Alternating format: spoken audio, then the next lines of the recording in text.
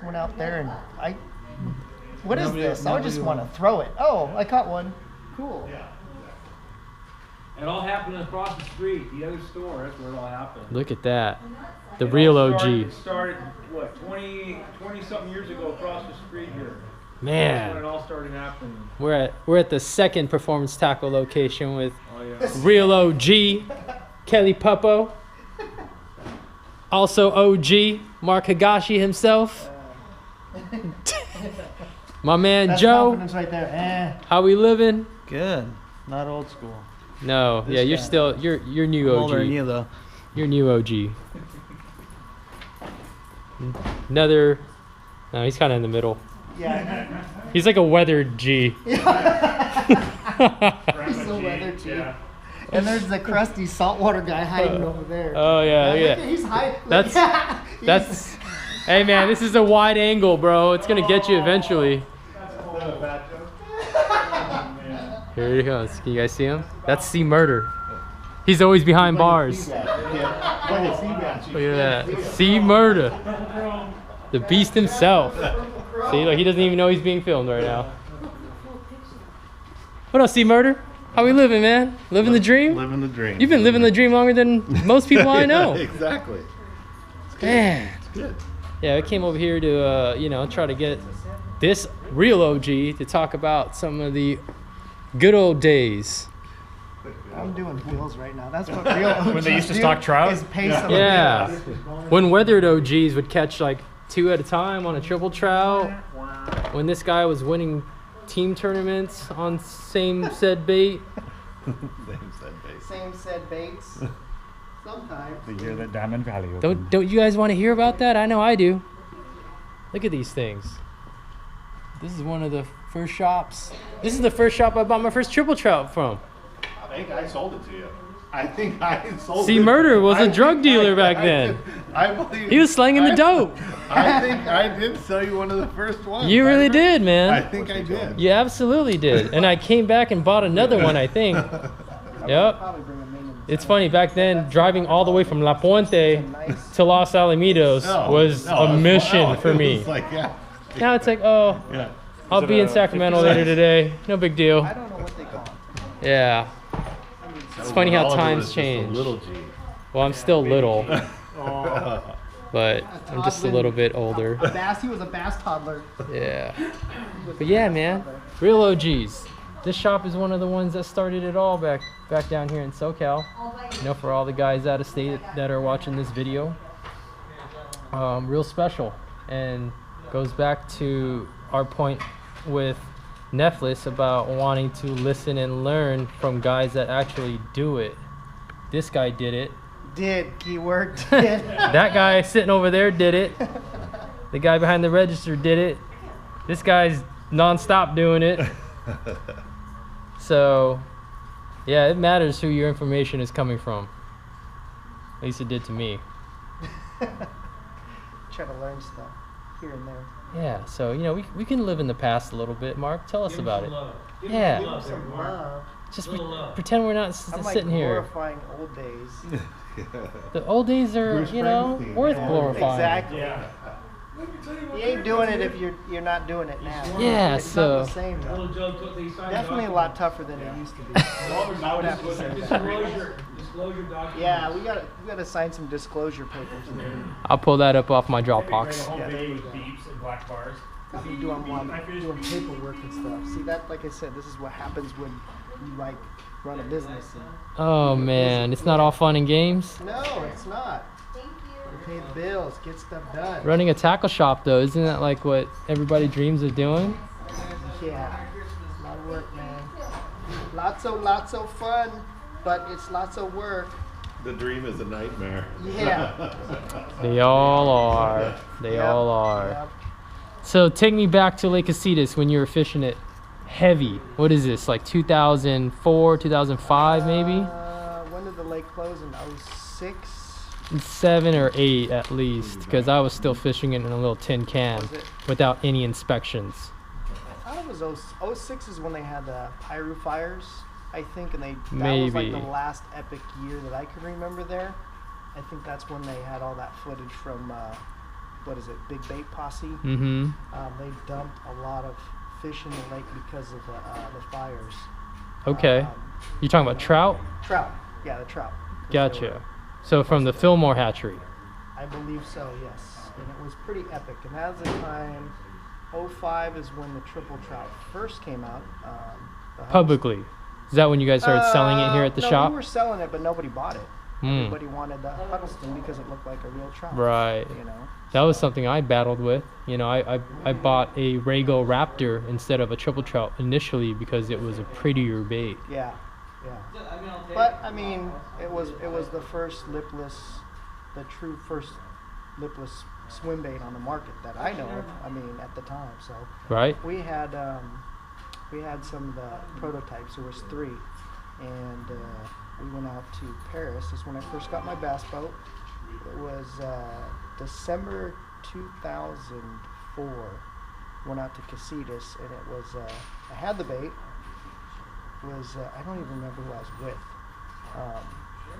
and it was that bait caught a lot of fish. Like 8-inch, right? It was the yeah, first he didn't one. make a 10-inch. It was an 8-inch. There were still prototypes, and that thing crushed it. Nothing big, 4s and 5s, but it was like we had a lot of fish. We're talking. Yeah, what does a lot constitute? 10, 15? 15, 20 fish for Wow. a swim bait. It's tough to get 10, 15 fish on a worm some days out here. It's like 4 to 5 pounders. Nothing gigantic, but it was pretty phenomenal. You know, looking at the bait going, whoa, this thing swims crazy. And it got bit. And I remember that week I fished 3 lakes. It was Casitas, then it was Paris, and then it was Diamond Valley. And at every lake, it crushed them. And it's like, this bait is insane. But that's kind of the history of that bait. And everybody was throwing the Huddleston at that time. So, you know. So you were definitely on that front push of that triple trout. Yeah, I mean, because it was basically nobody knew what it was or had even seen it at that point. Because there's only like, I think there was like 8 or 10 working prototypes. But we had 3 of them. And really only 2 colors at the time, right? There was actually only 1 color. Oh, was it the light trout? That greenback? Yeah, it was that light trout greenback. So you didn't have any choices except for he made a couple in different weights. And I remember it was me. I remember going to Paris. It was me, Scott Whitmer, and Terry Battisti. And Terry used to do outdoor riding for Inside Line for Gary Yamamoto. And he came down, and so we took my bass boat out, and basically I go, I'll just chill in the back of the boat. And I said, give me the worst bait. And I think it weighed like an ounce or something. It was really heavy. Wow, that is pretty heavy for his 8-inch. Yeah, it was the first actual heavy. And he hadn't made it like years after that. And I still remember launching the boat, me in the back, Scott, Terry there up on the bow, casting what I thought would be the better biting bait. So I go, I'm gonna take this bait, and I just hucked it out off the point, that flagpole point. Anybody who knows Paris, kind of, I don't know what they call it, but it's the point as you're going out on the right hand side. The right hand side. You've got the Ranger point. Maybe it is. I don't know, but it's the point on the right. Oh, between the marina and the actual launch ramp. Yeah. I fired out there, let it sink to the bottom, click it in gear, and fast wind, get like a 4, like literally the first cast. Was this before or after the main drawdown? This is well before. I mean, so this is still full pull. Yeah, it was still full pull normal. East end was in the water. Gotcha. You got stick ups back there, and there again, I think that day we didn't really get numbers of fish, not like Casitas, and the fish weren't there again. They weren't giants. They were good ones. They were like tournament worthy weigh-in fish. You know, I'd say around 3 to 5 pounds. You know. But to take one swim bait to 3 lakes within a 7 to 10 day time and catch good fish, you know, at every lake, that's pretty amazing for any bait. Now there again, those fish had never really seen a bait like that. Right. So you know, it was one of those things that like you're looking at a bait going, man, this bait is insane. And then going to Diamond Valley and using it, and same results. I mean that. But you did it in a tournament. at Diamond, right? It was you and Joe Sr.? Me and Joe Uribe Sr. went and fished. I remember it was, I think it was like January or February. There wasn't many boats. I think there was like, I can't remember. It's around 20 boats. And we went out there and we threw that bait, and it was, it was perfect conditions for swimbait fishing, Which are what? Which are typically for SoCal, nasty weather, rain. You get sheer lines of rain like crazy. I think Oliver, you did a tournament out there where you guys like 36 pounds like 4 or 5 years ago. I think yeah. That type of conditions. Like when it happens, it's like that's all you need to throw. If you know about the big bait, that's what you throw. But we went out and did a tournament, and we had in the first 2 hours or 3 hours in the morning, it was pretty wide open. I think. So we called, and it was insane. Like, holy crap. We ended up with, I think we had like 36 or 38 fish that day. Wow. And all in the triple trout? All in the triple trout. I think we had like 22 pounds. At that time, Diamond Valley wasn't really kicking out, all the fish were like 3.5, 3 3/4. I want to say somewhere around 22 pounds. And I think half the field blanked. Wow. So it was a pretty crazy tournament to use that bait and just absolutely annihilate fish on it, like doubles, like just crazy. I still remember, rolling up to him and Joe's up on the bow. I'm like, he grabs a net. I'm still trying to take off my life jacket. He's like, I'm on. I'm like, holy crap! So I net the fish. I'm untangling it. I weld the fish. Throw a swim bait up. I'm setting the net. He takes another cast. I'm trying to get my rod out. And he's like, I'm on. He caught 3 fish before I made a cast. I'm like, this is ridiculous. Wow. And it was a pretty insane tournament. I've been on both ends where we've been out and just caught nothing. Right. But that tournament was pretty memorable because we did it all on a swim bait. And just that one particular swim bait. And that's kind of what was neat to see, the development of a new bait, how it fished, and how effective it was. But definitely things are a lot tougher now. Those fish have seen all those large baits, so you can go back to these lakes. It's not going to be the same, but I also still believe that baits that work will always work. It's your ability to get out on the water, to spend the time, figure out those bites. But when they happen and you're there, like Oliver, when all your footage, I remember, what was it? How long was that? Paris, that magical time for Paris. That's that. Yeah, nobody even knew that was going on, really. Yep, you were out there that was like a solid 3-month bite. 7 weeks. It was 7 weeks. Yeah, that's pretty insane for that kind of bite, and it hasn't gone back to that. That bite hasn't been the same since. That bite's going to turn up at some lake somewhere, and it's one of those things that you got to, if you want to go out and get that magical bite, you have to drop everything and go. Life comes second, bass fishing comes first. Dang, somebody should put that on a t-shirt. That's pretty crazy. Well, I think that may be the new t-shirt, right? There you go. That's your next. That's a performance tackle t-shirt. I can steal that idea. So, yeah, it's crazy to see how baits have developed, how new companies come out, trends, but it's... Well, I think it's interesting, man, because you guys are a custom rod building shop, first and foremost. So being on the front, wave and push of this whole very niche scene, you got to actually build swim bait specific rods at a time when there were almost no production rods suitable for, actually fishing these things. Yeah, a lot of my background is also, saltwater. I love fishing the iron, and it's basically kind of the same thing, I still cast them like an iron. Yeah, same way. It's a pendulum cast. You can't cast it like a drop shot. You can't line it a foot to the tip and sling it out there. It doesn't work when you're using 8 to 16 ounce baits. So the rods at the time weren't readily available, or I should say, there were a few rods, but not many. I want to say back then, most guys were fishing like a Loomis salmon back bounce rod. BBR 965, 966s. You guys hear that technical info right there buried in this dude's brain? See, that's why it matters. All that old school. Yeah, but I think I was fishing calico rods, really. You know, the Californian Calico Specials from Turner's. The Phoenix had a few too. They had a big bait special, but it was way underpowered. It was a lot softer. The term big bait kind of was going back to like a rubber swim bait, you know, like a large calico bass, leadhead style swim bait. It wasn't a true, what we know like a now, hard bait. Like a hard bait, something that weighs 8 to 16 ounces. So that's changed a lot, you know, technology's changed a lot. But getting back to like the roots, the basics, you know, there's a lot out on the market, but stuff that has worked in the past will work in the future.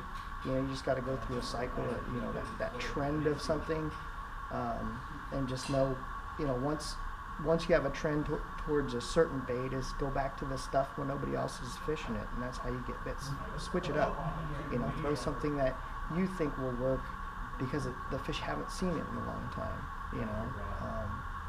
And also other things like, you know, being here in Southern California, the droughts affected our fisheries, the lack of stocks that have affected our fisheries. So there's other key things that, you know, outside of, you know, throwing the bait, there's things you just can't control. We can't control how much water our lakes get. We can't control, you know, how much trout goes in or doesn't go in, and that affects the health of all of our lakes, you know. Good thing, hopefully we're through this drought and we'll see some better fishing here in the future, you know. But it's one of those things. There's always like going on somewhere. You just got to figure it out. That's it. That's what it comes down to. You know, you are one of the new OGs, man. You've been around long enough to see these things cycle around a couple of times now, right? I've seen, when I first started fishing tournaments in 97 or 98, there was a couple guys out there who that's all they fished, and I'll name drop. When I fished a lot with the Uribis. They are probably the first people that I've actually fishing tournaments, and they were fishing tournaments the early 90s. And Junior's still active and kicking butt on FLW, Costa stuff. Yep, he's still up there. You know, he's very competitive. He knows what's going on. But you know, fishing with guys that were throwing the Tora tubes, they were throwing what's the name? Forgot the guy who used to hand carve them, the floating baits in Arizona, trout guy, striper guy. Why am I drawing a blank? Alan Cole? Alan Cole stuff. They used to throw Alan Cole stuff, the MS Slammer stuff.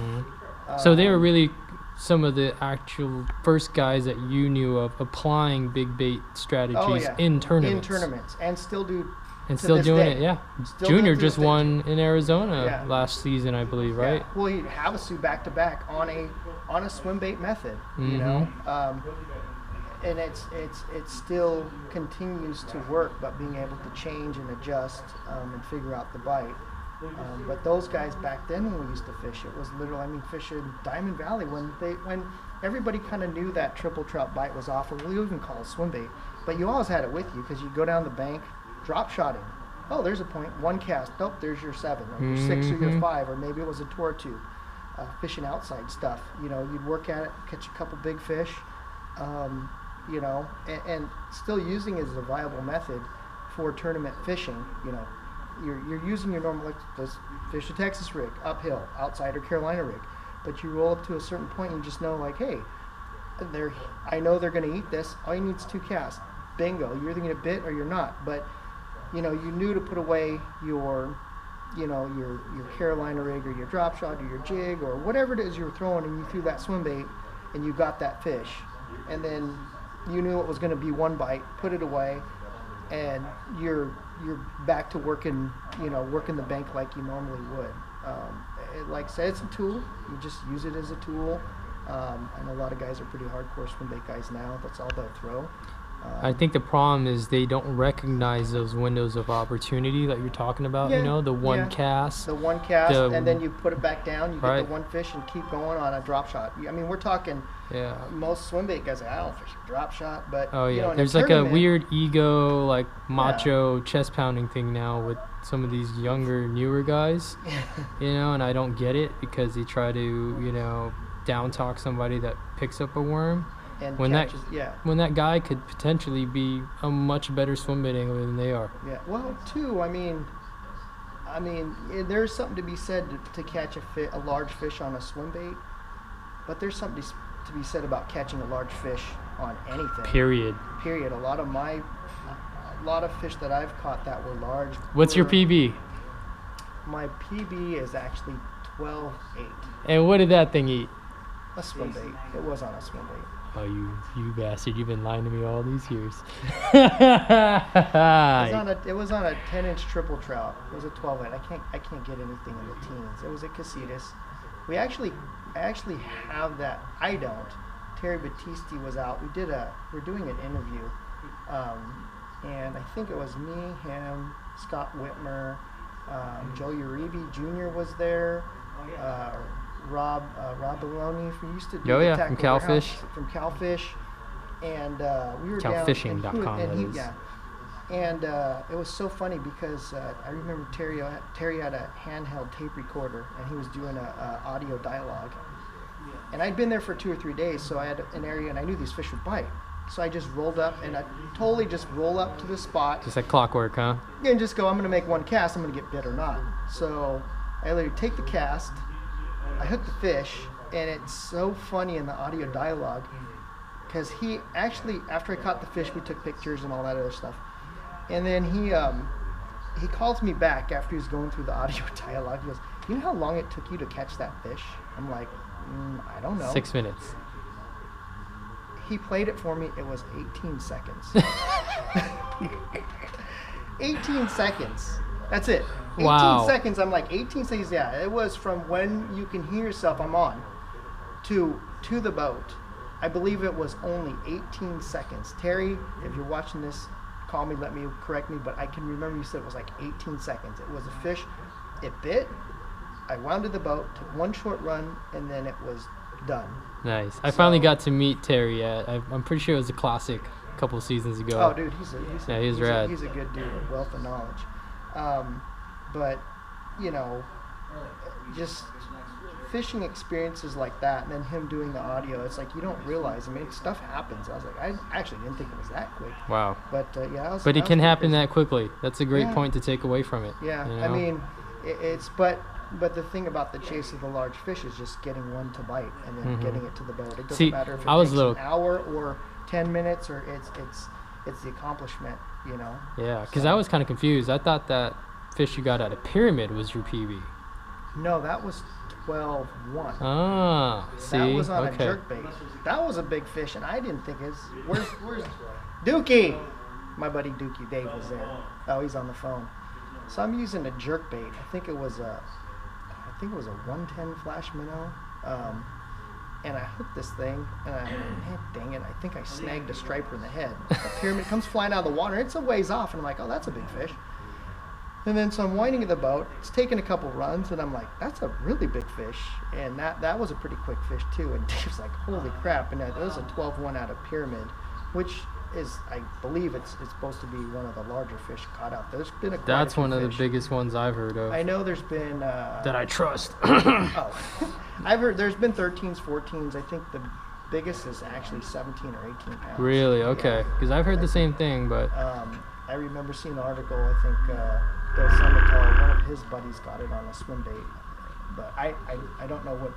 But it's one of the it's one of the larger fish out of that lake. So that was also an experience.